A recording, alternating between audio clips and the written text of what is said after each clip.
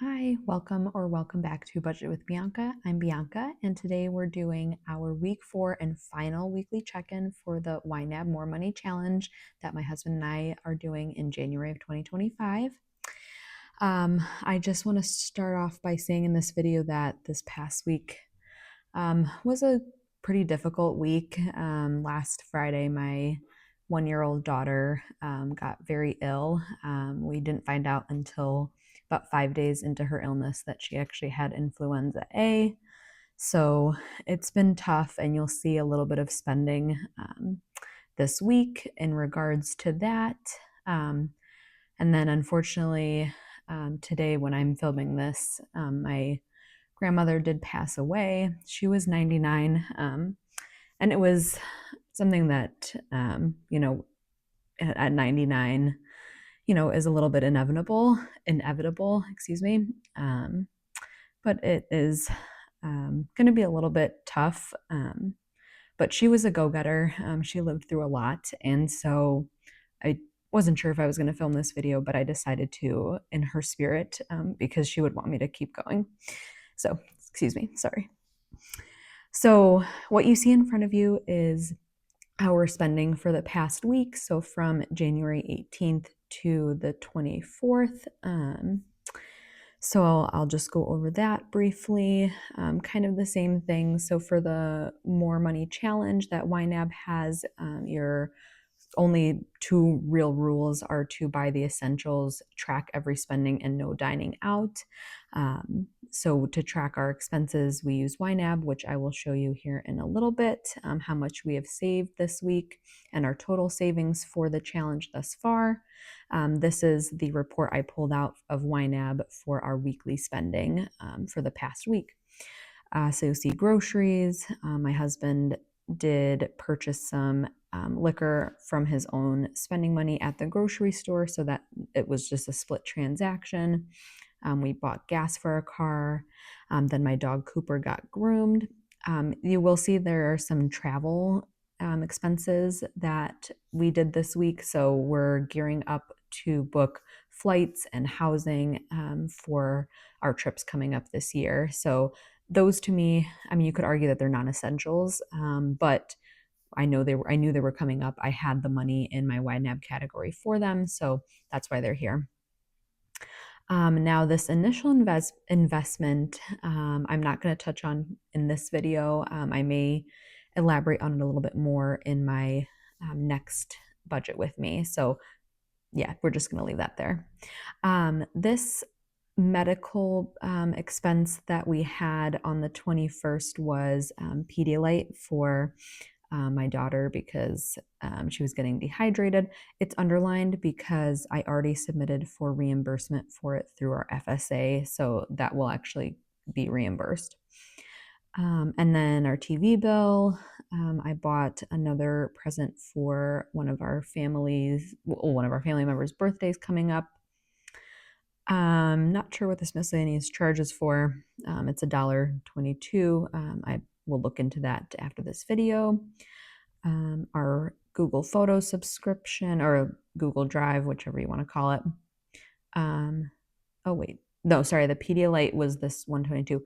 This medical bill actually was a infrared thermometer. I only had like a armpit thermometer for my daughter, and that just was not cutting it. So that is going to be reimbursed, and I may reimburse this Pedialyte. I don't even know if you can. I'd have to look into that. Then my husband's life insurance went out. I booked a lodging for our trip to Banff in September. And then I rebooked it, so that's why it's on here twice. So you'll see it. There's an inflow of 300 and then an outflow of 449. Somehow it messed it up and I had to rebook it, but it's all good. And then this medication charge was me picking up my husband's prescription medications, which also will be reimbursed by our FSA. More lodging purchases for our upcoming trips. This is my husband's, what's it called? iCloud storage. And then we bought our coffee, and then I had to buy a new power adapter for my child's for her monitor for her room above her crib. The power adapter broke, so I had to buy a new one. So that is what we spent and what we bought this week. So let's see how much we saved. So in front of me, you'll see what we were able to save for this week in week 4. So on the 19th, I saw that we had some extra funds in my dog's grooming category. It didn't cost as much as I had budgeted for, which is great. And then on the 20th, I saw that we had a little bit in our credit card payment. I don't know why this happens, or if this happens in your YNAB, let me know. Sometimes I find that we have a little bit of extra money in the credit card payment category. So we don't have, we're not on the credit card float anymore. We do carry balances on them, but we pay them off, as we need to. So we never accrue interest on the cards. But sometimes I'll find that there's more money than we need in the credit card category, and I want that money in my budget, not sitting for a credit card payment that will come eventually. So I pulled that into our savings category. On the 22nd, I pulled out all the rest of our money that we had in daycare because my daughter will not be going to daycare for the rest of January. We're going to make it work so that one of us, my husband, my mom, me, a babysitter, is watching her so that she does not have to go to daycare when she is recovering from the flu. So for the next week, she will not be going to daycare. Also, with my grandma passing, I do get 3 days of bereavement from my job. So I will be taking that this week. So she won't need to go to daycare at all this week. So I guess that's good and bad.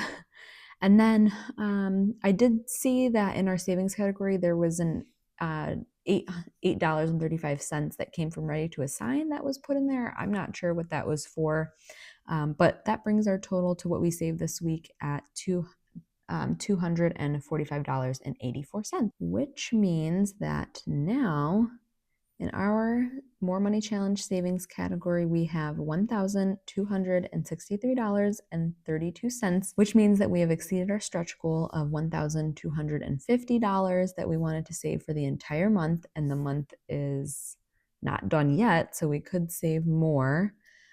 So that makes me really happy. Don't mind the 4 overspent categories. I will address those in my next budget with me. All right, that is it for this video. I will see you in the wrap up and final check-in for the More Money Challenge. Have a great week. Bye.